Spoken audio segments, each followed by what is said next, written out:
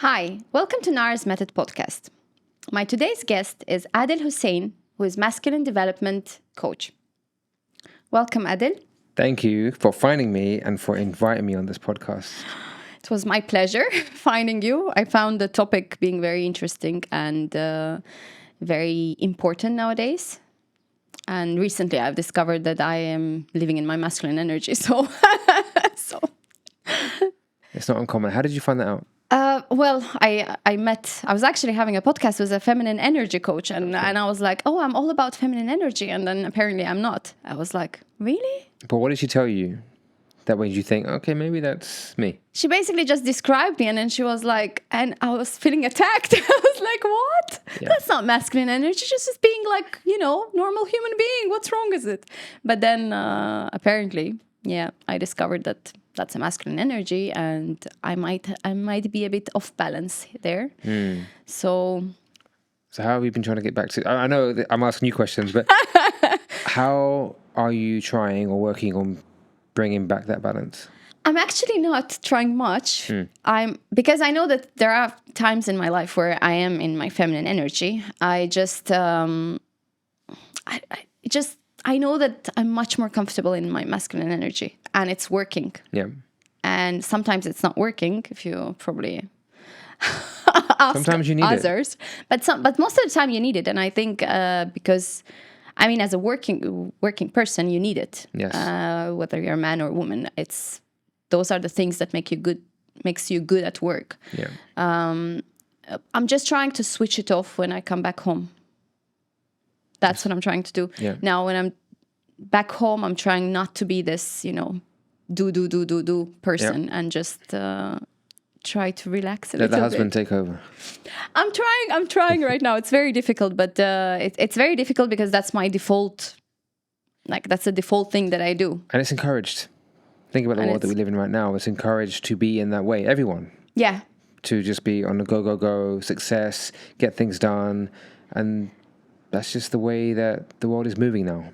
Is it though? Because for me, I feel like women are so much in their masculine energy right now, or being empowered and encouraged to be in the masculine energy, while men are not there somehow because they're being moved to, like a backstage, and that's what's happening right now. I think where the world is going now is it's pushing everyone to be independent. Yeah. Right? It doesn't really advocate the notion of family and togetherness, collaboration, cohesive. Everyone's just trying to win for themselves, and as a result, women are doing amazing. We've had the wave of feminism, which is fight for equal rights, smash it in the every industry you can think of. There are more like female CEOs, millionaires, billionaires. Like, it's fantastic. But when we flip the other side, we're seeing that men are falling by the wayside, and they're feeling that they're not needed anymore. And so now they're just competing in their own little world of, I might as well just do it on my own and try and make success on my own. And then trying to win attraction of the opposite sex through just flashing the cash, spending money. Everything's becoming transactional. They're trying to prove their worth now, because in the beginning, or at least way back when, because far back as we can think, where men were typically the providers, it was just, okay, cool. He's got a job. He brings home the money. He looks after the family. He's the one that sorts the house, and the woman makes the house a home, raises the children. Now a woman can do everything a man can do. So men in their masculine energy feels like, well, what's the point of me? Yeah.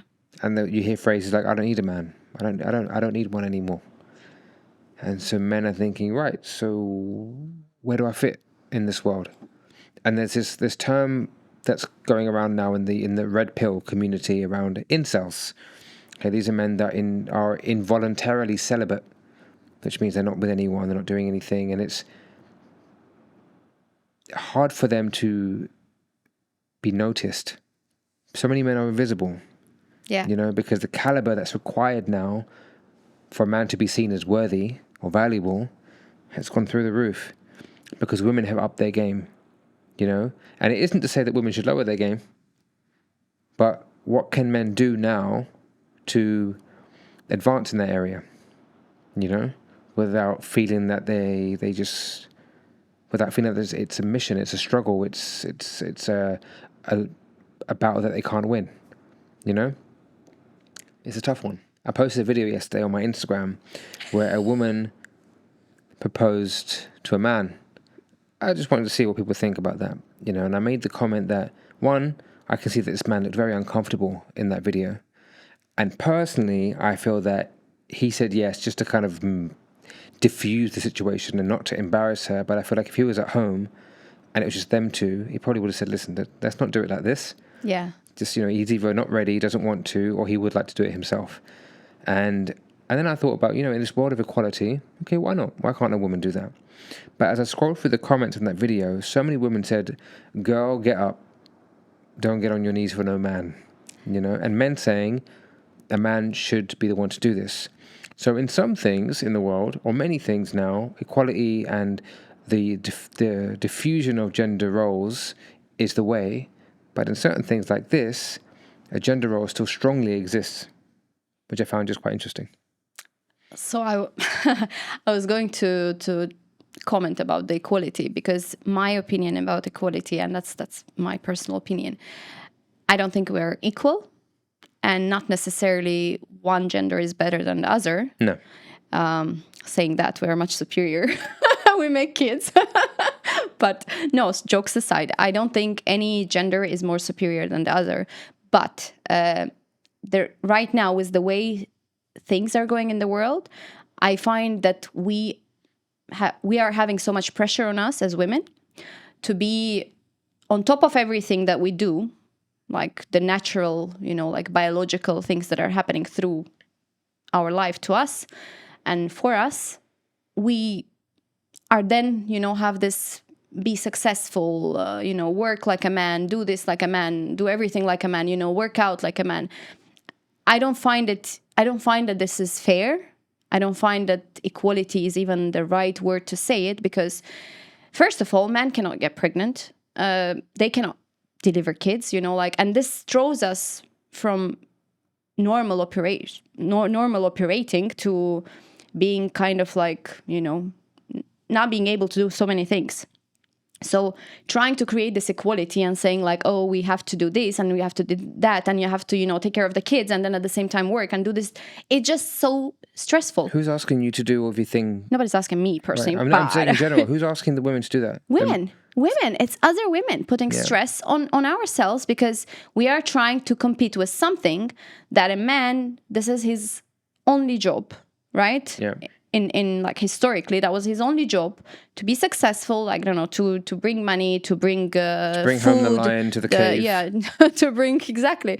So now we are trying to compete with something that this person, like this, you know, unit is doing the best, right? Yeah. They're professional in this, and we're trying to compete there at the same time, trying not to fail everything else that we're doing, not to be, I don't know, like, we're trying to be everything. Yeah. Which is, I find it extremely unfair, extremely unnecessary. And sometimes maybe we just need to, you know, step back and be woman for a period of time. It doesn't have to be always this hustle, which then would allow probably men to be more masculine and to be actually doing what they're meant to be doing. Again, then also men, I feel like aren't also encouraged to be masculine, you know? The word toxic masculinity, or the phrase toxic masculinity, is thrown around so easily and so frequently that I feel like any step for a man towards being masculine is seen as toxic. You start being direct, assertive, even maybe there's, you know, even things like raising a voice or aggression. Aggression doesn't necessarily mean toxic. You know, it can be used in all kinds of ways, but any step in that direction can be seen as toxic. You know, or even, for example, just you hear things about a man just not wanting his wife or partner to be a certain way on Instagram, or these kind of things. Oh no, that's controlling and that's toxic. It's misogyny. If you look up the word misogyny and you really define what misogyny was, you'd realize that most men don't feel in any way, you know, any hatred towards women, which is what misogyny is. It's again used very frequently and out of context, and it's not right. But what happens is that men now are afraid to step up speak up, take the lead, open doors, pick up ladies, pay for things, do anything, because they're put down for it, and they don't see any value being reciprocated in their direction. So they become quite bitter, or they just go into a little shell, or they stay feminine. You know, they'd rather be in that kind of feminine state and just be quite pitiful or quite sad about themselves. They go into depression. You know, male suicide rates are incredibly high, and because they feel like they've got no value or no purpose. And that's why I do what I do. So I'm a masculine development coach. You might think, what? Why is there a need for a masculine development coach? But really because I see in men that there are some really simple, low-hanging fruits that men can obtain and grab that would just allow them to step into that masculine energy. You know, just taking care of their health, working on themselves, their literacy, the way that they can articulate themselves, getting into health and fitness and looking after their body shape, you know, building testosterone. Testosterone is an all-time low for men, you know, in this day and age. And it's the food that we eat, it's the way that we live our life. We're so sedentary, everything's easy. You can deliver anything you want. As a man, we're not encouraged to even know how to be resourceful and cook or anything like this. Now, everything's easy. You know, men aren't looking for the hard things in life and look for the long-term reward. It's, what can I have now? Everything's easy. And that does not build a strong masculine man. Adversity builds a man. Everything's around manners, how we dress, you know, how we can even take care of other people. Responsibility. Men don't have responsibility anymore, you know. And one of the key things I've noticed and that I want men to work on is their emotional intelligence. It's their emotional range and their emotional capacity. The reason why the suicide rates are an all-time high is because we're typically not encouraged to speak up and speak our truth. And that was me as well. Mm-hmm. And when I came to a realization that, wow, I could be so much worse mentally, but thankfully I'm not. But I need to get men to speak up. And that was the beginning of the journey into all of this work with men, was getting men to just first of all open up and giving them a safe space to speak. And when you give men the safe space to speak, you realize they're thinking and feeling a lot of things, but they just don't feel like they can tell anyone. Because of mistrust, it's going to be used against them. They're going to be seen as weak, you know, and not a man. So they go through it on their own. And also there's a thing around a man that goes through it alone is like, yeah, I did it by myself. But it can become really overwhelming. Stress can kill a man. I think it's one of the biggest predictors and indicators of heart attacks and things like this. Is stress. And if you don't give a man the tools to de-stress and to keep stress off you or away from you and out of your body, what's going to be the impact? What made you work on masculine energy? What did make you work with people, or what was your story? What's your journey? Yeah, that's a good question. I don't even call it masculine energy. You know, I just say just to be more masculine. But you're right, it is masculine energy. But I did it because I exhibited a lot of toxic traits throughout my teens and 20s. And it's because I didn't really have the role models around me that could show me what it meant to be a good man. Yeah, my dad was a good man in many ways, but I feel like he had traits that, I don't know, if I look at now, I think maybe I wouldn't want all of them, but he did have a lot of great ones. You know, he's a good dad, very good man. But he also told me things around, you know, be more strong and confident and tough and man up and toughen up. And I understand where all this stuff came from. But that just impacted my life in a way that meant that I couldn't express as much. And not because of him, but just the way that I felt about being a man. It wasn't even, as I reflect on this journey I've been on, it's not just our parents, it's society, you know? And so I went through a bit of a hard time with my family. I had through a difficult time with my relationships, and I had done some bad things throughout my life, especially when it came to relationships, bouncing from relationship to relationship and not treating them the nicest of ways. And I realized that all that needs to change. And I met a Reiki healer in Morocco, and she's the one that really showcased and showed me who I was, and that I had all these different shadows that I had not confronted because I didn't know. Right, I just thought that's what we do. We cope as a man through going out and partying and drinking and all these kind of things that make us forget and just numb us. And then you can go on dating apps and you can swipe and you can find someone new when you're feeling sad or when you've gone through a breakup without dealing with your emotions, without processing anything.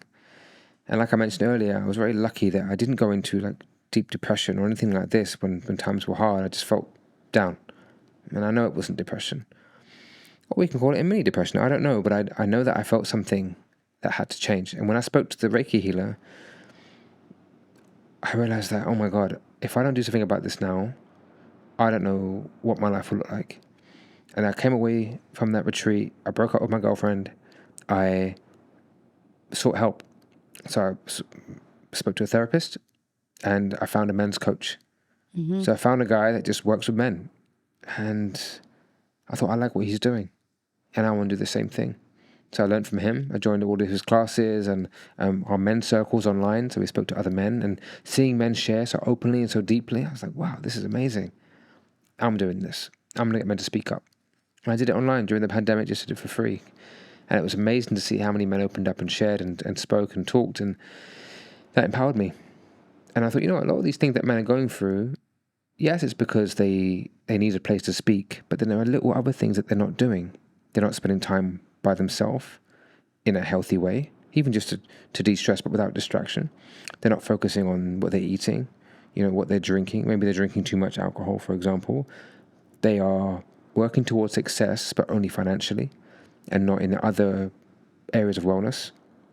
Which I think, what's the point? What's the point being a millionaire, but you've got maybe 10 years left of your heart to live, or you don't know how to speak to people when you have weird social anxiety. Come on, we can build a man in every area. And I think, okay, I want to help men on every area of their life. And that for me is how I want to help men with their masculinity, is be more confident, smell better, dress better, look better, feel better, and you will feel it from the inside. Rather than, which is like what I was doing, is trying to get or find happiness from the outside and do things that make me feel like a man. This jealousy, this controlling behavior, or spending money that wasn't mine. Credit card debt. I was in crazy credit card debt. And so when a man spends money, it makes him feel good. That's why men do typically like to pay on a first date, or in general, I got it. It makes you feel good. Oh, thank you. You feel like someone. Men want to feel like they are someone in someone's life. That significance is so important. And when a man doesn't feel significant, he's like, what am I here for? So I want to help men feel significant to them from within, not from the outside. You said good man. I want you to, can you please define what is being a good man for you? I think a good man is a man that leads life with morality and integrity. He's a man of his word. He's someone that will do the right thing, even when there's no reward. There's no show. He's the person that will pick up a phone and call someone, even when maybe that person is mad at them, or just doesn't really always give them the same kind of reciprocation or love, but he knows that it's the right thing to do. He's a man that works on himself from the inside. Like I said before, he takes the time to nurture his emotional capacity. He knows that when something happens and he's triggered by something, he's not just going to react, he responds. So he's aware of himself, he's aware of his triggers, his behaviors. He knows how to communicate his emotions and feelings. And he's good to people around him. People want to be around him. They listen to him not because they're afraid of him, because they respect him. And he garners respect. He's a man on a mission. He lives a life of purpose. And even if he doesn't know what his purpose is, he's living purposefully. There's a difference. He's not just going through the motions. I mean, there are many things that you can add to the definition of a good man, but I feel like a good man when you see one. And you can feel it, And my dad is a good man. We all do things that maybe we're not proud of, and there's in the heat of the moment, or because we're human. But what a good man looks like. I'm sure you know many, many good men. I'm sure you're married to a great man, and I hope that you meet many, many more. And I know that I've met many, and I want to build a world of good men. You said external validation, and how was your personal journey of not having to have external validation? Not having to have. It started off with needing it. It started off with me needing external validation, a lot of it, because growing up I was this chubby kid. I wasn't particularly attractive. My best friend was this beautiful man.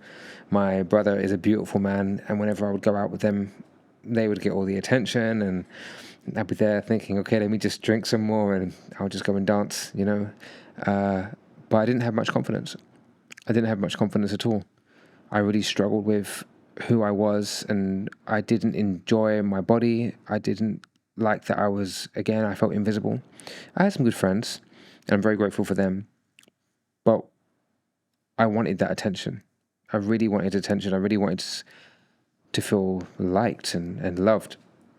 And I remember the day when I got into fitness, it was because a lady that I liked told me that she liked someone else. And she mentioned it was because he had biceps and he had six-pack, and also they did have 5 years of history. But obviously at 19, I couldn't hear that. I just heard abs and biceps. So I signed up for the gym the next day. Me and my friend, we knew nothing about the gym. We knew zero, absolute zero. But we just looked around and we just copied what everyone else is doing, and we just started doing movement until one ex-SAS, like army man, came up to us and said, "This is what you need to do." And we started kind of training with him. And then I was doing it all wrong, so I'd go to the gym and then I'd go straight to the student union and I'd go for a drink and I'd have my, baked beans, chips and cheese. So it was very unhealthy food. So I didn't get my diet right, but I found fitness as my thing. And the same year, I shaved my head. So I had all this hair and I shaved it. I lost weight. And during my 20s, and I got my diet in check, my look changed. So I went from being this typically, I wouldn't say I was unattractive, but I wasn't getting any attention, to a man that did get attention. And so my 20s, I just made the most of it. I really had a good time. I was on Tinder. I was meeting girls. I was in relationships. And I enjoyed it. I really enjoyed the feeling of all of the attraction that I got. And it was quite dangerous, to be honest. If you're looking for that external validation, you're still never really going to feel whole inside. I liked who I was, don't get me wrong. I enjoyed that I took care of my body and I like what I stood for. But when it came to the opposite sex, I think that, one, I spent too much time chasing it, and many men do that. So a man can lose himself in just trying to chase women. I was speaking to a guy about this the other day and said, well, I would encourage, and I do encourage my clients and the men that I work with, delete all your apps. You're going to focus on what you got to focus on. No women, no nothing. Just get your head down. And that's what I wish I would have done, to be honest. I probably would have been a multi-billionaire by now. And I think there's many men that would say the same thing. Because it's just a downward spiral. If all you do is just try and chase happiness and chase attention. Look at the world we live in now. All we're doing is chasing attention. Yet we can't hold attention for more than 5 seconds on our phones. And then we're distracted by something else. I pick up my phone way too much. I definitely notice that I do. It's not okay. I was even talking to my partner about this just this morning. And she's like, sometimes I talk to you when you're on your phone and you don't even respond. Yeah, because you cannot hear anymore. I can't hear. I recognize I can't do 2 things at the same time. But it's damaging. So attention is so important. And this is what these social media companies are doing. They're just grabbing your attention. If they can get your attention, they got you. So external validation is the same thing. We need to go back inside and shut off everything else from the outside and validate ourselves. Self-love is so important. And so many of these men that I work with do not love themselves because they are they see that the only way they're going to be valued is if they're someone to someone else. Status to a man is currency. It brings with it influence, power, attraction, all of it. And that's what they're judged on. What is your status in this world?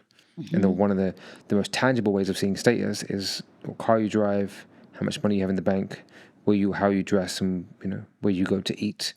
So no wonder, especially in a place like Dubai, why that's how people like to live. Very materialistic, because it shows status, perceived status. Anyone can look like they're rich if they really want to. Whereas you've got the richest men in the world, they just dress like wearing the same t-shirt, same jeans, same shoes every single day. Look at Mark Zuckerberg. He doesn't look like he's rich, but he's the richest man in the world. Status. How did you gain self-confidence? The gym was the first thing. Mm-hmm. Building my body. Building my body gave me a lot of confidence, at least in how I felt about myself. Mm-hmm. My body was one thing. Shaving my head was another thing. So very externally driven things at first. And then I started to build confidence through my work, because I couldn't really speak. This is a new thing, I guess, for my younger me to even consider. Like, what he never would have thought. Like, my 17-year-old self would never have thought I'd be sitting here on a podcast, because I was so shy. I really couldn't speak to. I couldn't speak to girls. I couldn't speak in public. I couldn't make friends. It was hard. Confidence happens over time, and confidence is just competence over time. So the more you do something, the better you become at it. I became better at my job. You make friends. You become more kind of outgoing through your interactions, and that's how I became more confident. It was my interactions, and also putting myself in uncomfortable situations. And whilst I might not have always done it on purpose, they happened to me, and I had to just rise to the occasion. And the more times I did that, the better I became at something. And don't get me wrong, I still maybe would do a presentation for work and I would be nervous about it, but I knew that I had to overcome this so that I would be the confident man. So I did have this thing where if I was faced an uncomfortable situation, I knew that if I do this, I'll get better. If I do it again, I'd be even more confident. So I knew that had to happen. That's why I didn't really worry too much. In my career, I would jump from job to job. Every, say, year to 18 months, I would move. And everyone would tell me, don't do that. But I actually quite liked moving because I'd get bored where I was and I'd make new friends, I'd meet new people, and I'd change my environment and I'd get more money. But I knew that would be better for me than staying still and getting complacent. And that's one thing I never did, was get complacent. I think so many people can get comfortable, and that comfort zone will kill you because you just then think, I only exist here. And if I step outside of this comfort zone, I no longer am that same person. And that's actually how I felt when I came to Dubai. When I came here, I didn't know how to be a man. I had no job. I had barely any money. I had no friends, no family, no home. The pillars of what I felt were the defining pillars of what it meant to be a man and what it meant to be me were gone. So then who are you? Who are you without all those things? And I think when you can go back down to that place, boy, you can make some serious inner growth from those moments. Take away everything, then show me who you are. And I love that journey that I've been on. It's been a really, really tough time. Been here 2.5 years, and it's been tough because in the UK I had all the comforts. Yes, I still put myself through adversity, but it's comfortable. Car, money, family, friends, I had everything. And when you have nothing, it really shows you who you are. And if you can see it in a way we think, I'm going to come out of this, I'm going to grow, then you can move through it really well. But the men that I work with, sometimes they can't see further away from what's right in front of them, and that's pain. And I can't do it. How do I get out of this? I'm stuck in a rut. I work with men that are getting divorced or lost their family or lost their job. They are not finding a relationship. They're just struggling in life, and they know that something needs to shift and something's got to change, but they don't know a way out. So everything you're mentioning, I know that there is internal work that goes beyond that stuff that we show around and all this, external things that we have and we own. What was the internal work that you had to do, and what was the most challenging part of it for you? Acknowledging my toxic side, acknowledging the parts of me that hurt people, and I had to understand why, this need for validation. Mm-hmm. That's an important one for us to really contend with and face and recognize that we have an ego that needs to be fed love all the time. A lot of people cheat because they just want attention from somewhere because they didn't get it from somewhere else, which usually from their youth or, whatever. They starve for love, but they don't understand that relationship and where it comes from and know that they can give themselves that love. So I had to face that, and integrate it. So even now, for example, I have to acknowledge and understand that I like being on a podcast. I like people knowing who I am. And many people can feel ashamed about that, or people might say, oh, you just like being the center of attention, that's a bad thing. No, it's not, But if you're someone that is starved for it, can't appreciate where they are in life, make other people feel bad about just being, say for example, my partner, if I made her feel like she's no one in my life and I just want attention from everywhere, then of course I understand that isn't the way to integrate your ego. But if you can acknowledge, I like being the center of attention, but then when you step away from that, you're able to give your family so much of your time and energy without kind of looking for it elsewhere, that can be healthy. So understanding that and trying to do the work, like, I just a journal. I had to ask myself some really potent questions, and my men's coach helped me for a lot of the things, looking at my shadows. Shadow work is, I don't know I think you talked about it in one of your latest podcasts. Shadow work is powerful. And it literally just means shining a light on the dark stuff. It doesn't mean it's good or bad. It just means there are parts of us that we just need to observe it, become aware of it, and make it part of us, or find out which bits need to be just moved away now, and maybe just pushed into the air so that we're not hurting other people around us. But many don't want to face these. It's scary. It's tough. It's challenging. Your ego will be hurt because we, especially as men, hate anything affecting who we are as a person. So often, for example, you raise something with your partner, it could just be a simple statement about something that wasn't done or whatever. We can often get really defensive, right? Because we see it as an attack. You attacked us with your statement. How dare you attack us? That's how we feel. For you, it isn't like that. You're like, hey, listen, you just didn't do this 1, 2, 3. Like, it's not a big deal.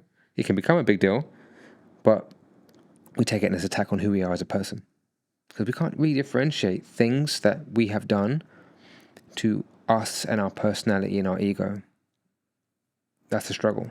I think when we can learn to separate that from who we are, we have better control over our lives and our interactions and our relationships and our relationship to ourselves.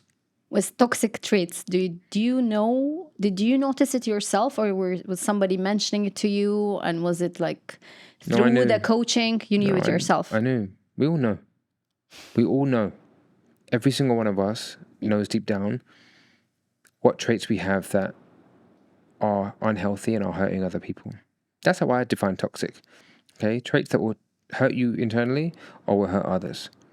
Manipulation, gaslighting, controlling behavior, jealousy to extreme degrees, adultery, and anger with I guess aggression. It's okay to feel anger, but aggression and outward displays of aggression, quite toxic.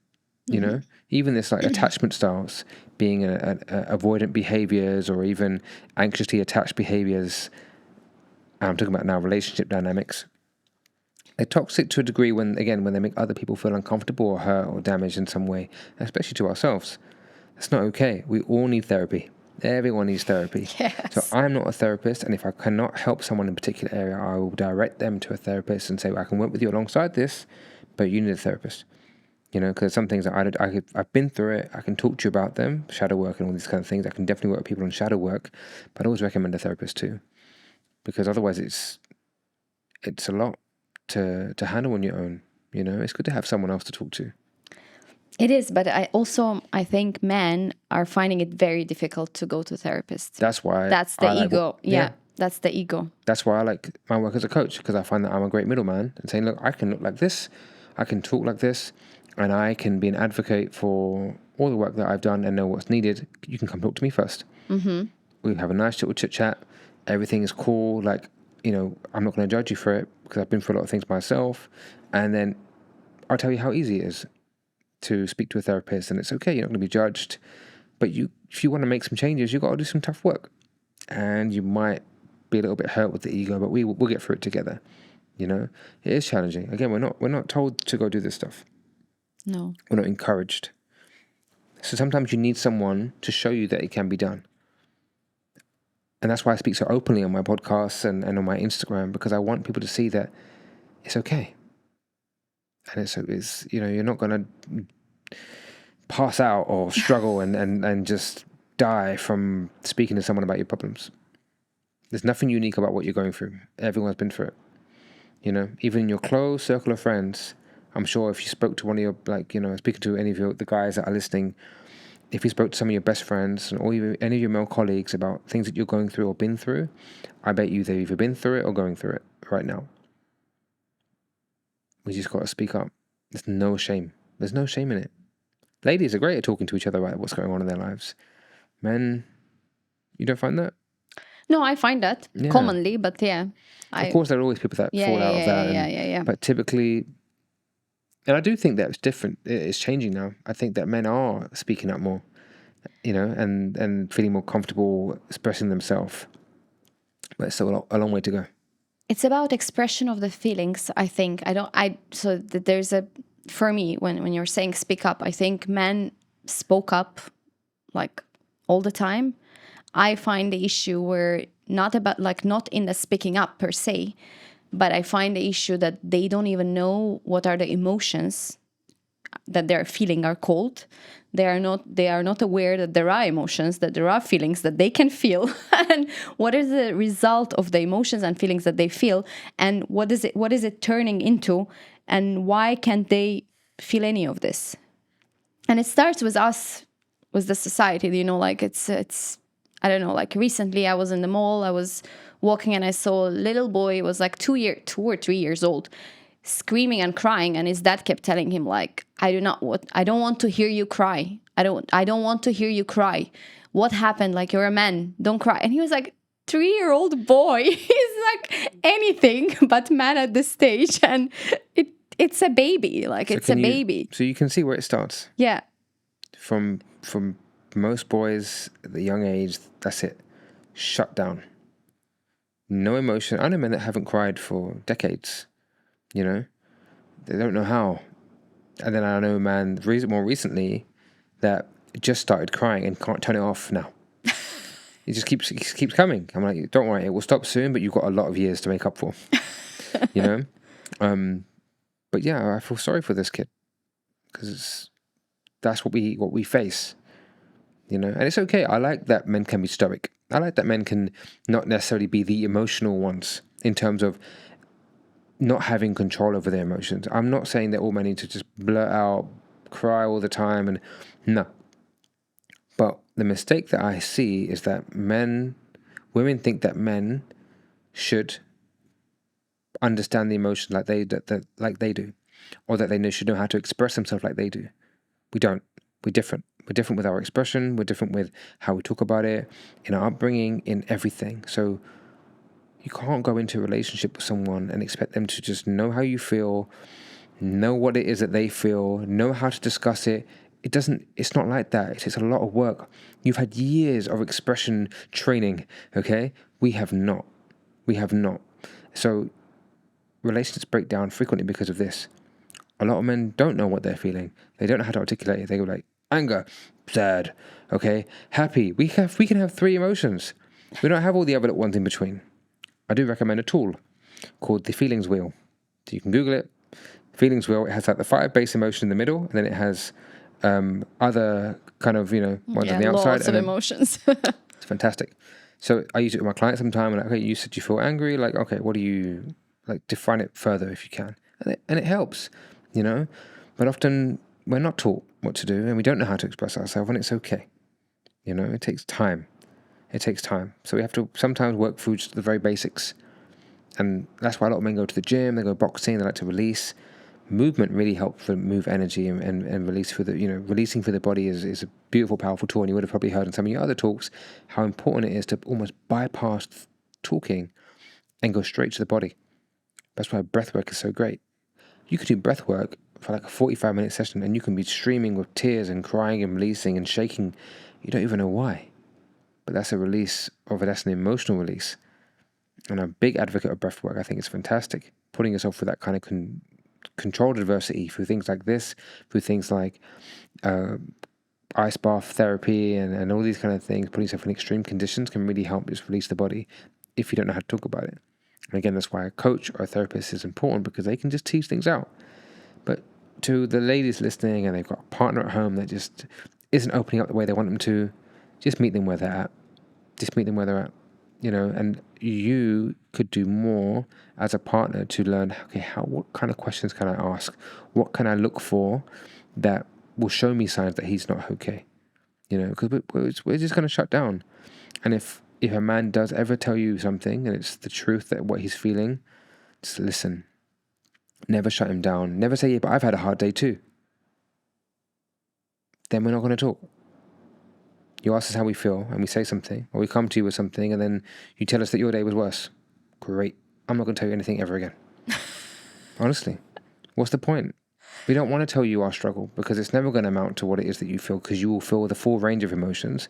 And if we do feel the stress, which we do very much so, feel stress, then maybe just come and give us a massage on our shoulders, which is where stress is stored. Well, at least a lot of stress is stored. What would you recommend to women? And that's going to sound weird, but what would you recommend women to do, or how would they pinpoint on that the man is going through something and it's not about them? It's never really about you. I would say most of the time it's not about you.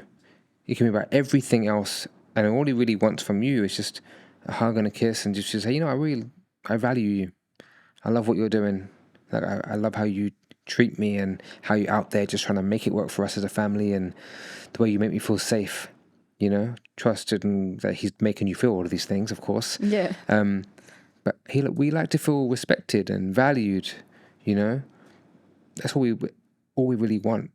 You know, that means it goes so far, these little things. But if you can see that, you know, he's working late hours, he's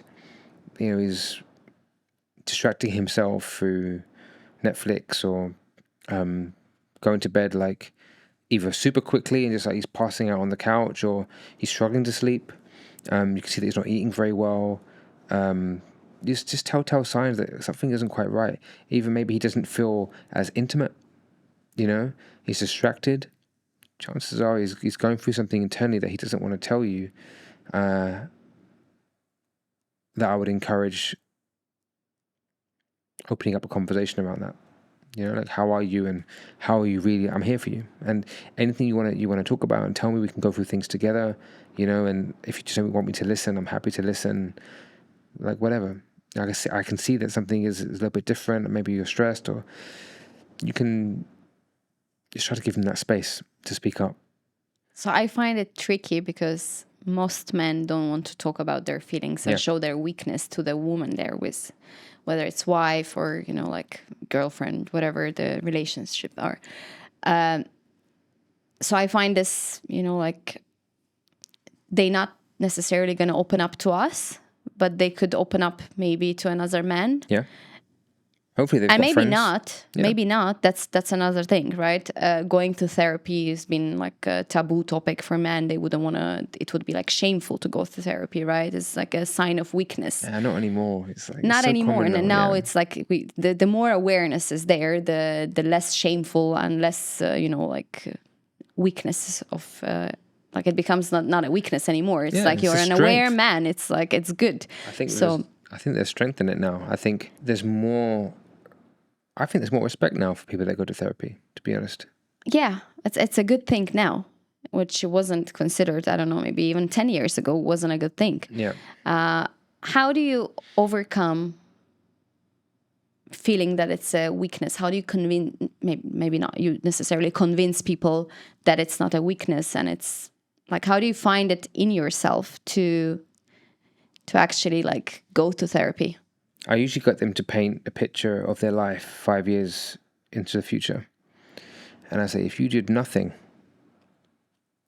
for your mental health right now, and nothing to deal with the problems that you're facing, 5 years into the future, what does your life look like? And a lot of time they say, oh my God, I can't imagine living the way I live now, or thinking the way that I think, and feeling the way that I feel for another 5 years. And it's only going to get worse. Things will compound over time, you know?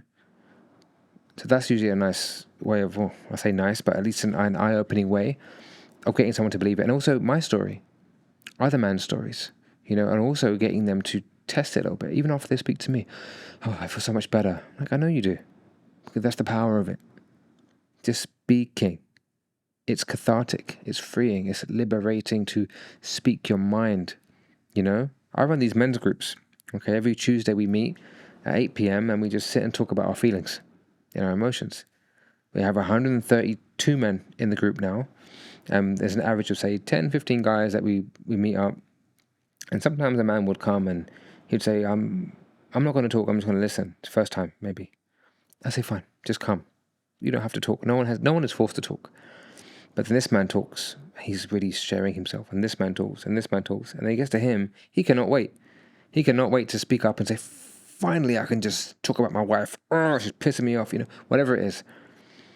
they want that expression. They want to just say how it is, and there's no judgment. When a man can feel that there's no judgment, we're good. We can just speak freely. Like I said, we've all been through it. So having role models that are also doing the same thing, looking at your life as if, what if nothing changes? How will it be? Are just two ways, Enough people are doing it now. I would say one thing.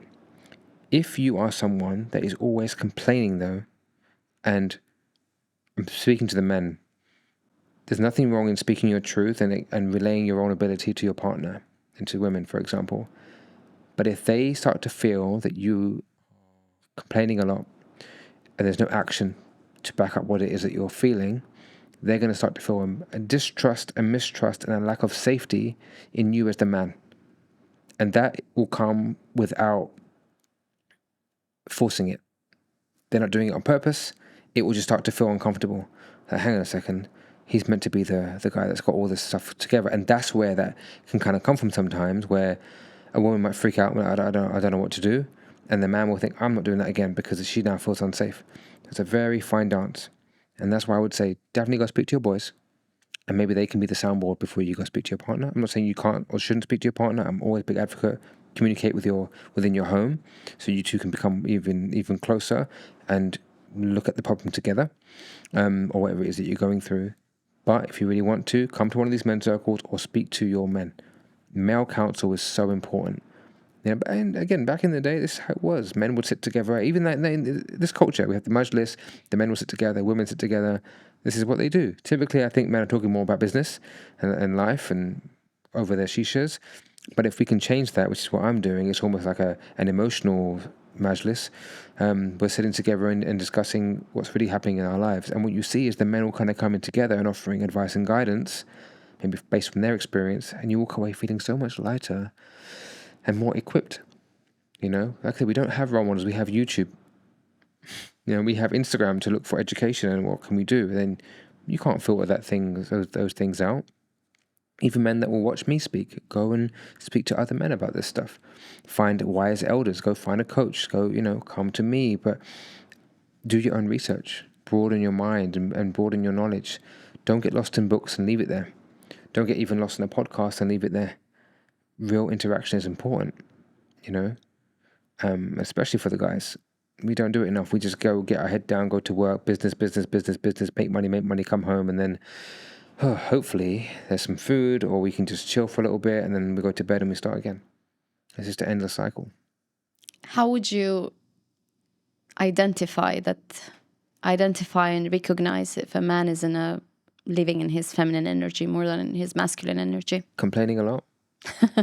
And I say that to say he's in a vicious loop of negativity, where it feels like there's no drive and purpose and movement in his life, where he's reactive to many things that are happening in his life, rather than that kind of responsive behavior. He is needy for attention and validation. Tell me you love me, or just feeling quite needy. And I don't even mean to say that as a bad thing for the feminine energy, but that kind of behavior it's a want. He's quite flowy in his behavior too. He doesn't make decisions. He's just waiting for someone else to make a decision, or just like that indecisive behavior. And I guess it's really the lack of direction, the lack of purpose, and that kind of go-getting, attitude, very just super chill. These can be little telltale signs that a guy's more in his feminine, really overly caring about how he looks. It's good to take pride in your appearance, but if you're obsessing about these kind of things, I can say that's be a man in his feminine. Whereas a man in his masculine just knows what to do. He knows how to take the lead. So if he's not taking the lead in certain things, then same thing as direction and taking decision. He wants someone else to lead for him. A lot of the guys that I speak with, I talk to them about the king energy. Based on there's 4 archetypes: king, warrior, lover, magician. And I get them to look at these things, and the main one I look at is the king, because so often we give away our kingship. Right? Imagine it as a king of a realm. He's the man. But so many of us give away our energy and our power to other people. and then we start to feel depleted. And I find the king to be really that strong masculine energy. And going back to good man, you know what a good king looks and sounds like. Whenever you see a film and it's a good king, you know he's a good king. You know, people love him. He knows how to take the right decisions. He's got a queen that he listens to, but she won't necessarily say it out in public. She'll say, hey, listen, maybe you should not kill that guy today because, you know, it's not too bad. He's like, no, fine. He takes counsel from his woman. He knows how to raise his kids. He knows how to wield a sword. So when you've got a man also that's lacking in confidence, is afraid to maybe face conflict as well, this can be a man in his feminine because he doesn't want to take that kind of assertive step. There's loads of little things that, and again, you can also see it, you know, in posture and how he's standing, how he's walking, how he shakes his hand. There's other little things too that I like to encourage men to just look at. And if I ask a woman, if you were to notice a man and you know whether he's quite masculine or quite feminine, what would that look like? And it's things like this that I think would come up. Like, what do you think would you say is feminine within a man? That would take me to describe what a man is, right? And or a masculine man is. Decision taking, being emotionally intelligent. I'm not sure if that's probably feminine energy as well. But being confident and being vulnerable sometimes when it's needed, rather than being this wall where you don't know if it's is everything okay, is everything not okay, and you don't know what's happening. But being confident, being decisive, and if I pinpoint 3, confident, decisive, and I don't know, safe. You know, like that's the feeling that as a woman, that's the feelings that you want to get from create safety, and I see that there's a problem when all these things are happening, but some people are maybe not absolutely happy, but they're happy with whatever they're being in their feminine energy. When do you see that it's a problem, and when do you see that it's all right to continue like this? That's such a good question. That's a really good question. And I see it in the ladies that come to me about their partners. So some men come to me on their own, and some women say, take my husband. Okay, just please speak to him. And what they're noticing is that there's a lack of attraction to each other. After a while, this man has become this annoying man in the house, and you no longer feel attracted because you're not seeing him take the lead. So when, like I said before, if a man is not taking the lead and is in his feminine energy and just going with the flow, and a lot of men go with the flow because they don't want to upset their wife, because she's always got something to say about it, you know, always got an opinion about everything, where to go. I encourage men to take the lead. I encourage men to take the lead and let your partner be a little bit disappointed or upset that you didn't do what she wanted to do, because secretly and deep down, maybe she's not even aware of it, that's what she wants. I don't want to pick the restaurant as a very cliche example. Just deal with it. I don't want to do it. I want to be taken out and be treated, you know? So I noticed that there's a lack of attraction over time, and it's because that polarity is changing. So if a woman is in her masculine and the man is in his feminine, it can work for a period of time. But after a certain point, it will shift, and you think, well, the ladies will think, I don't want this anymore. I'm the man of the house, you know? And the man will feel continuously demasculated over time. And that's also where cheating can happen. Infidelity. Because at home, he's seen as that annoying guy around the house. And outside or in the office, the secretary's looking at him like, oh my God, you know, like you're the best and you're the man. And he feels like the man. And she's in her feminine and he's in his masculine attraction. So that's why it's so important for women to acknowledge their own femininity. And I'm not making an excuse for anyone. It's not okay. Whatever happens, infidelity is not okay. I'm just explaining how sometimes that polarity can cause big shifts in relationships that can affect them so deeply that it will cause others, and women too, to go and seek masculine energy from elsewhere, you know? So that's what can happen when the polarity shifts.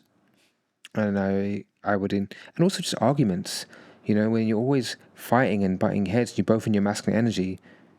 If a man comes across a woman that is in her masculine, that's it. In his from the deep center of his core, that's another man. So that's why you're going to argue, because it's competition. And I'm not saying again that you need to just be soft and roll over and say fine, but finding a way to use your feminine ways to get what you want. And there are women that can really do that, and in their way they still manage to get, I don't know, the man to do what she needs him to do, but it's not fight. A man almost wants to get to a decision on his own. You just sow the seed and plant it a little bit and you water it and all right. He thinks it's his idea and you think, okay, whatever. It was your idea 2 days ago. But, he thinks it's his. It's playing with that. Relationships are a dance. It doesn't need to be competition. If you're with someone and you love them, be playful, Obviously, you have to have some difficult conversations from time to time, but it's not looking at it as me versus you. It's looking at, okay, it's a little thing happening in our relationship. Let's look at it together. How can we confront this? How can we deal with this? Finding ways to come closer and activating that polarity. And even if you've got to schedule that time together so that you can be in that space, I think it's very, very worth it. Otherwise, you can get lost in the rat race, and before you know it, you don't even love each other anymore because you just haven't spent time to love each other. Love is, you have to love on purpose. You have to make effort to love. Love doesn't just happen. All these films teach you the first part of love, which is not really real, in my opinion. It's infatuation. The real love takes time, and it takes effort, and it takes the want to love. You have to want to love someone, Otherwise, it's so easy to just break it, go find someone else to love for 6 weeks, and then you face problems, and you're like, no, I'd rather not face it. So even that, I would bounce from relationship to relationship when I was younger, because it was easier than facing myself. How many of us are doing that? Yeah, because in the beginning you pretend and you are showing your best self. Yeah. And then after 6 weeks, you are yourself. There's a joke, I think it was Chris Rock or Chris Tucker, he made a joke. He was like, when you go on your first dating, you're showing up as each other's best representatives. Yes. I'm going to say I'm the representative of Adil, and hi, how are you doing? Nice to meet you. And after a certain time, this guy's got his day off and the real person comes through. You think, oh my God, who the hell are you? We didn't agree on any of this. I didn't agree on this. Yeah, the more honest you can be from as early as possible, just be yourself. Why are people depressed? Because maybe they're living double lives and they're not really being who they really are. The person on the outside isn't really who they are on the inside, and they're just trying so hard to keep this guy at the front, like a job, keep giving him a job to do, and people are like this person. But when they go home, they realize they know who they really are, and they think, well, who would like me? And that's why there's another thing which is beautiful here is that's why it's so important to set boundaries. You might think, what's boundaries got to do with all this? But imagine you're someone that is always people-pleasing, making everyone else happy.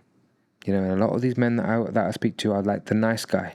Mm-hmm. Okay, they're just being nice to everyone. But they kind of want something back when they're being nice.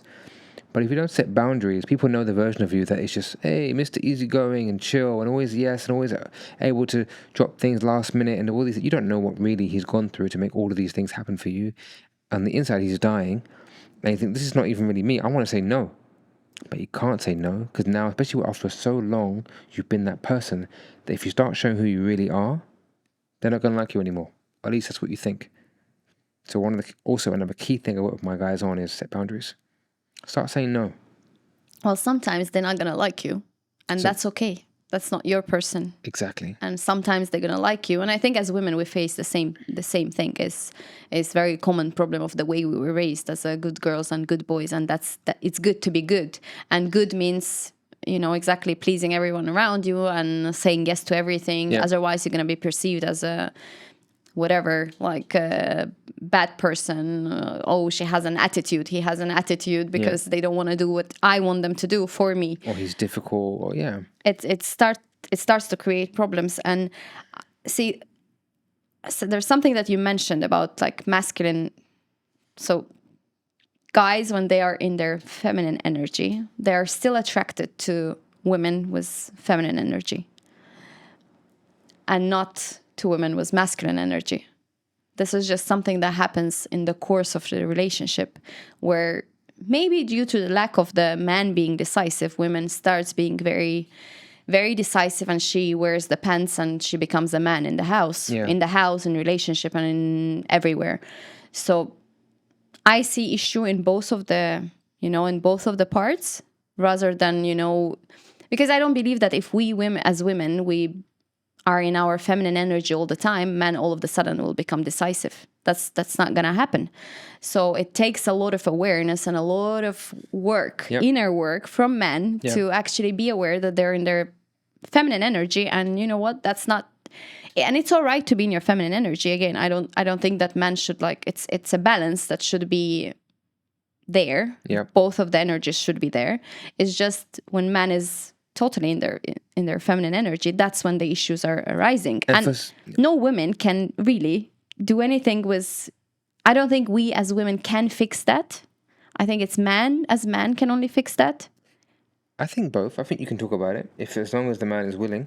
But I also don't think, like, look, for some couples it works. For some couples it works for the man to be in his feminine and for the lady to be in her masculine. You know, or like you said, it can just flow and it can dance between those kind of energies over time. As long as there is polarity, as long as there is attraction, it can work. So some men want that from their partner and some women want that. And I know that there were examples of some people that I know that where it works, you know? But it's not for everyone. It's not for everyone. So like I understand what you're saying. At the beginning, it might not be that way. Yeah. But also at the beginning, a man will, you know, look at a woman and maybe be attracted to her physically. So you don't know if a woman's feminine or masculine. You go on a few dates and whatever. So maybe she's already very much in her masculine, but she looks feminine, or she looks just attractive to him. And over time, you realize that, okay, she's very much in her masculine. I don't want this. So a lot of time it's just physical at the beginning. It just bypasses all kind of thoughts and feelings. It's just very black and white, very primal. And it's see, that's when it gets tricky, right? So I'm just pinpointing on what you said earlier. So like when man is in his feminine energy and woman is too much in her masculine energy, that's where he could get attracted to somebody else, and that's, you know, like who is in their feminine energy, because she doesn't know that what kind of person he's at home, right? She just sees him at work, so it's this imaginary person that we're seeing, but it's not reality. It just takes you to, you know, to live with a person for a few months. That's when you're like, okay, now I know what you are so true. all about. And it's just takes to be honest about what you are with yourself first, and then you can be honest with others. There is no other way around it. It's like, I cannot be honest with you while I'm not honest with myself. And that's what I think, that's where it all fails, because we are not honest with ourselves. We as women or we as men, it's just like we are not honest with ourselves. We don't really know what we are. We don't know what we want. We don't really understand ourselves. We don't know what we're feeling. So I would say, like, therapy is so important, especially it's therapy and the way the boys are raised. I think that there are like two things. I think we're succeeding with the way we're raising girls now. We're getting so much better at it, but we're still like failing on the boys, how we raise them. So how would you, like, I know that you don't have kids, but how would you think that would be not ideal, but a good way of raising a boy for him not to be in this trap of... Ask him questions about how he's feeling. Like, just speak to him like an adult. You know, one, as a father, definitely get therapy to understand just yourself. Just a weekly, every 2 weeks thing, just to speak to someone. They will start to understand you and what your patterns are, and then they can say, oh, this looks like this, and this is normally how it's dealt with, and why don't we explore that? And with the children, to just encourage them to, like, share and speak, and then look for, you know, you can get them to be vulnerable, but then look for solutions. Mm-hmm. But just getting to a place where they're able to speak honestly about things. Like, hey, how does I shouted at you the other day. How did that make you feel? You know? Or this happened at school, like... Yeah, I think the feeling part is important. How do you feel about that? Even when you watch TV, you see this interaction that's happening right now. Mm-hmm. Like, what do you think is going on here? Or how do you think this character feels about certain things? You can really bring the element of knowing how to express, and then also have that emotional intelligence to understand scenarios and other people's scenarios. That makes you more emotionally aware. Yeah. Which can really help you as a little boy, as a teenager, and as an adult. You know, it hasn't got to go to therapy for children. It's just your daily interactions. Pick their brains, understand what's going through their mind. I spoke to my nephews beginning of this year, because there's a certain character in the world right now that's speaking to young boys. Okay, very much in the male space, is getting a lot of attention right now, and not good attention. But I wanted to understand from the boys, because they're like between the ages of 12, 14, 15, and 16, I believe, what they felt about him around things around masculinity, misogyny, and all these kind of things. And they actually have very good views, you know, and they're, oh, you know, I understand there's lots of good things that he's saying, and there's certain things I don't agree with, and they're all good kids. But I wanted to just check in with them and how they felt about certain things. And I can see that they're going to be okay, you know, and they're very intelligent. And I think I didn't know that they had the capacity, and that's my own fault, to even just articulate their minds as broadly as they did. It was wonderful to see, you know, very proud of them. And I think we could give our kids more benefit of the doubt when it came to these things. They are smart. They're really smart. I think they're smarter than we were when we were children, you know. Absolutely. When I was 6 years old, I couldn't articulate myself in the way that some of these 6-year-olds can. Especially even, I felt like a kid when I was a kid. These kids feel like adults, you know. And I can sit and have a conversation with a 12-year-old that I've just sitting in the park or something, for example, and I'm talking to the dad, and I'm having a full conversation with this young man. It's wonderful. But I would say that I think it's easier to raise the kids now, from an emotional intelligence perspective. We've got more resources. We have more tools. What was there when you were a kid that you would like to have, or you would like to be done differently to you in the way that you were raised? I'd like to be exposed to more sports. That's like a weird one, but I shied away from it too much. And I wish I got involved with things that would provide longevity to my health at an earlier age, or even to build skills within me that would help me in the future. Like what? Like instruments, like languages, martial arts, and being exposed to different kinds of people and cultures. You know, speaking with more people and not being so kind of cooped up at home or just keeping to our circles, but to be more exposed from that perspective. Get out of the status quo, you know, go on holidays that weren't... Actually, we didn't really go on many holidays as a family, but I wish we went on holidays to remote places and got to experience the real cultures of things and not just, let's go to this beach resort. You know, it was only as an adult where I went to all these different cities and got to expose myself to that. But I wish as a youth I had done that. So it helps us. It would have helped me when it came to things around biases, stereotypes, and racism, and all kinds of stuff. You know, you have particular views on cultures, but when you go to these cultures, you realize it isn't like that, and it broadens your mind. So I think that would have been great, and also education around food. And from emotional point of view? I think all of that would have broadened my emotional spectrum, to be honest.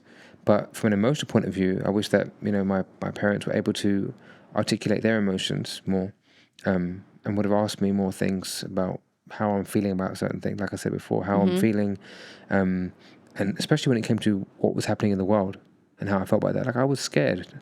Why did I not have confidence? Okay, what could my dad or my mum have done about that confidence? You know, my dad did try. I'm not going to lie, but maybe not giving up and just trying lots of other things, to help me in that area, because it was quite uncomfortable as a child to not have that confidence, you know. And as a child, we are meant to take your lead. We cannot dictate what happens to us. You need to go and just deal with it, you know, and know that I know you don't want to go, but you're going to have to go to a degree. And after a certain year, like, okay, fine, you can make your own decisions now, but still pushing them in the development that will educate them in all different areas. Because I was only pushed for education. I was a smart kid. I was only pushed in that way. It was praised, but it's not enough. It's not enough. And I still feel like I grew up with an emotional intelligence that was quite high, but I spent a lot of my youth just not feeling too good about myself.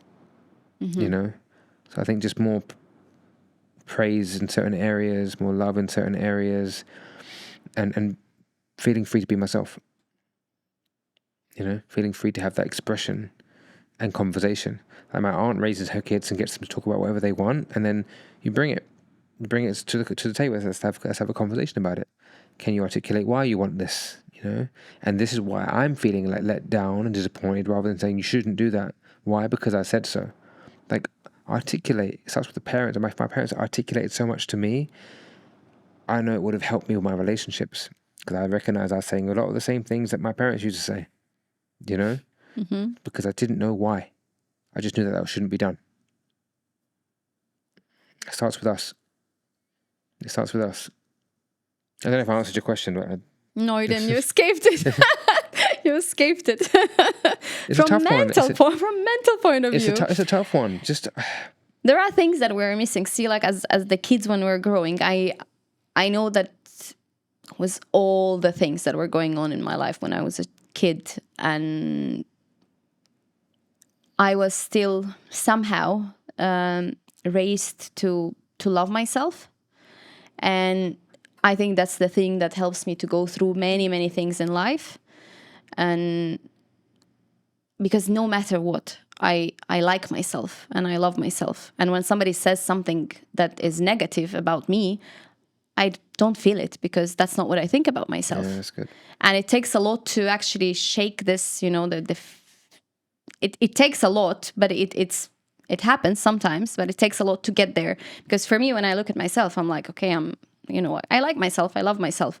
And it's not like selfish. Maybe it is a bit. If you ask people around me, maybe it's a bit like, not in an arrogant way, but I just know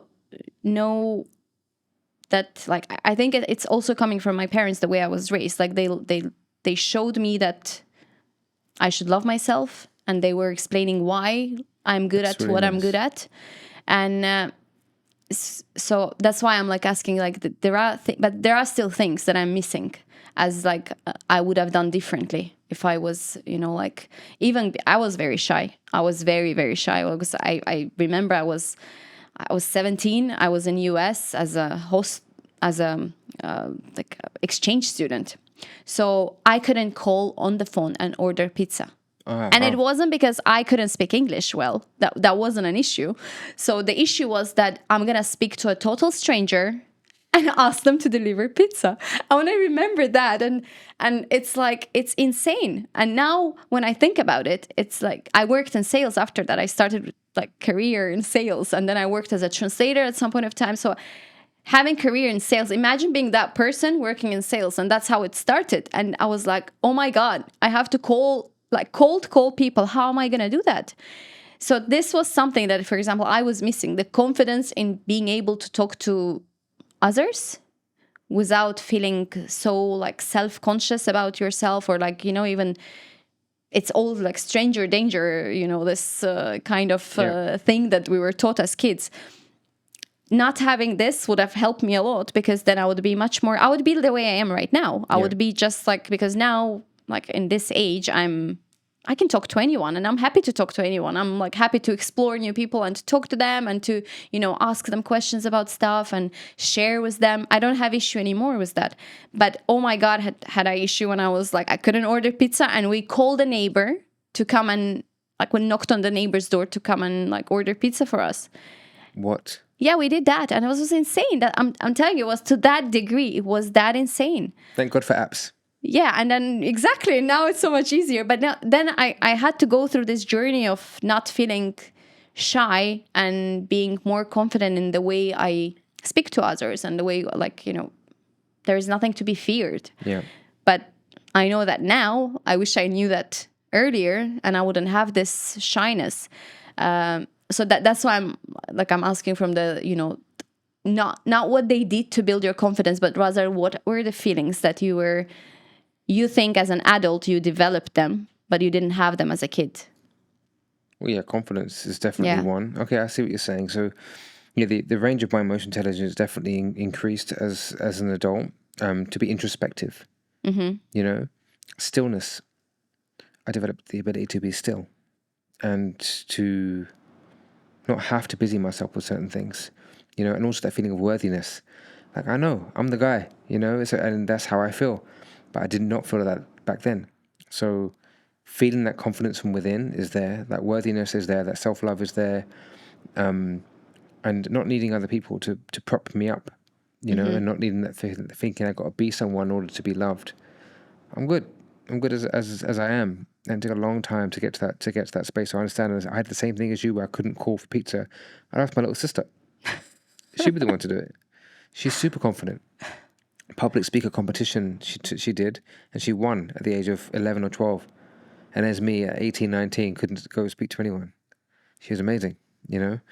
I think they were the core things because they hurt me the most, you know, thinking and feeling that I needed other people to make me feel good about myself. Mm-hmm. And that was the biggest thing. And I think if we can instill that in children, they won't go making silly decisions as adults or teenagers just because someone made them feel good. Yeah. I think that's the biggest one, to be honest. Especially when I think about if I ever have a little girl, I would want her to make sure, both of them, if it's a boy or girl, but for my little girl, I would want her to know that you're beautiful as you are, you're wonderful as you are, and you don't need anyone else to tell you that. And I hope that that would mean that she doesn't need to just let her heart go to someone that shows her attention that might not be good for her, just because they are giving her that validation, you know. Nowadays, what we're looking for is validation from left, right, and center. Look at social media just as an example. It's people just crying out for help half the time. Look at me, like my photo. The rise of influencers. You're not an influencer. You're not influencing anyone. And if you are going to influence someone, why wouldn't you not want to influence for the right reasons? Yeah. You know? So what if you've been invited to another restaurant? There's so much more that could be done in the world that requires influencing. Like, It became very shallow the way we even share information. I think even the way we are on. But that's the things that people are watching the most. That's the weird thing for me. You know, like when you have a meaningful things on social media, that's when people like watch it less. And then you have all these meaningless things. we need to change it. And people are paying attention to that, and it's and they're calling themselves, and that's the you know, this influencer business.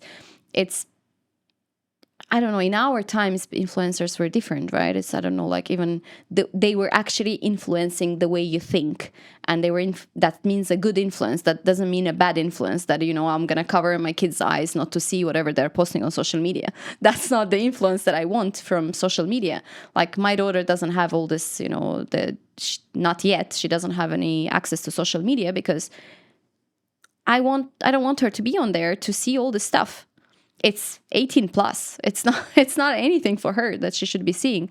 And that's where I see that that's not an influence. That's a bad influence. Yeah. It's not just about influencing something. It's about being a good influence to others around you. And that's what we're missing. That's what we don't really have much. We have, but not as much as I would like it to. We need to change it. I was speaking with a few different businesses lately that, you know, wanted for me to collaborate with them and do certain things, and they usually get influencers to do this kind of stuff. And I said, listen, you're going to just stop this, because I genuinely care about the health and wealth of people, you know, but your influencers don't. So why would you want someone to come in and be that person just to get a few people through the door? But I can talk to them about what it is that you do. I actually care. I'm going to talk about this stuff more often. The quality of the people that come through your door is going to be more aligned with what it is that you're doing. Mm-hmm. It's just, we've got to change the hearts and minds, and we need to be the ones even us having this conversation is doing that. You know, we want people to listen to what we're talking about because we feel that we've got value that we're putting out to the world that hopefully people listening also take value from, you know. But these people that have hundreds of thousands of followers and they think that they're someone important as well. I mean, everyone's important, don't get me wrong, in their own world, but when you start to treat yourself and think of yourself as someone that's maybe better than others, you know, because now, I mean, I know people close to me that would say, oh, who am I? I've only got 700 followers or 1,000 followers. But what do you mean? You're amazing. Don't worry about how many followers you have. Just do what you got to do. Live your life, with purpose, you know, and you've got so much knowledge, share it. It doesn't matter if one person is watching, or 10 or 5 or 100,000, just be humble in your journey and just do good. Live with morals, live with purpose, and live with integrity. And that's what matters most. And I think the world will correct itself eventually. We'll start to see that this is what is happening here. Yeah. And the right people will get the attention, you know? Maybe social media will just combust and it won't exist anymore. That would be a And some of these guys at the top of these social media like companies, they would say we wouldn't give our kids social media. Yeah. They're the ones that run it. Yeah, because the maybe it started as a good idea. Yep. But what's happening to it right now, it's not good at all. No. So it's scary to what it's turning into. Exactly. And Yeah, I think if more people that actually had a good message would speak up, that would have been much, much better. And there are many people like yourself, Yeah. people like me. We've got things to say, people that we want to help. And that's really why we have podcasts. We want to help people. That's really what it comes down to. We're not Yeah. just doing it because we want to just talk for hours, although it's been quite nice so far. But we know that there's an impact, you know. And again, going back to like what it is that I'm trying to do with guys, just give them a platform to speak, you know, and say, right, you know, there's certain things that you could be doing in your life that will help you feel more like a man, but also just feel happier. How can I help you find joy in your life so that you're not worrying about the superficial things, the materialistic stuff that don't really matter? But what does matter is that you've got hobbies, that you've got good friends, that you care about yourself, that you love yourself, you're taking care of your health, you know, you're working towards something, you feel meaningful, you've got this this zest for life, and you're building healthy relationships around you, and that, you know, you leave the world in a better place than it was when you arrived. And I think that's the beautiful journey of life. It doesn't really matter about all these other things. You don't need to collect another 6 watches. You don't need a new pair of jeans. Like, come on, what means more to you? You know, and if you are feeling a little bit down, here's some things that we can work on over the next few months that will get you right. And that's what I'm trying to do. What would be, gathering everything we spoke about, what would be one thing or that you would advise as a takeaway? Advise you. No, probably like listeners. So look, I started off talking about masculinity and Yeah. and coaching men, and like I said, I coach everyone, to be honest, not just men. But it's introspection. It's to take stock of where you are in your life. Listen to what people are saying about you. You know, look at what your exes have said, or even your friends or colleagues or parents, and look for the patterns of behavior. Try not to take things too personally. It's not an attack on your ego, but look for where you could become a better person based on some of the things that are being said. Yes, there's always things that will be said at you that are a reflection of what they're going through. But if there are patterns, use that as a tool to look within. Do an audit 360 on your life. You know, look at yourself, and I know there's a part of you that doesn't feel quite fulfilled, and something isn't quite right, and maybe you're really, really upset, or you're really, really sad, and you're just not happy with life at all. Or maybe there's just an area of your life where you think, man, something feels quite wrong here, or quite off. Just audit your life. There's a tool called the Wheel of Life, which you can just analyze in those different pillars. There's 8 of them on a scale of 1 to 10. How do I feel? And that could just be a place to start. But if you can just sit and think, even saying, am I happy? Yes, no. If the answer is no, or sometimes I just think, okay, where could I be better off? You know, and then just get curious about yourself, and let that be the beginning of a beautiful journey of introspection. And I think that's a good place to start. And if you need help, you've got coaches around you. You know, I might not be the one for you, but there are many out there. If you're going through some really like kind of more darker times and harder stuff, therapy is 100% a way forward. There's no taboo around it. It's complete. No one even needs to know. If you don't want anyone to know, no one needs to know. Just go for yourself. Go for your future children. Go for your partner. Go for yourself. Whoever you want to go for. But just go, because there's only great things that will come out of a journey with a therapist or a coach. And your future self will thank you for it. Amazing. Thank you. Thank you very much for joining me here. Thank you. Thank you very much.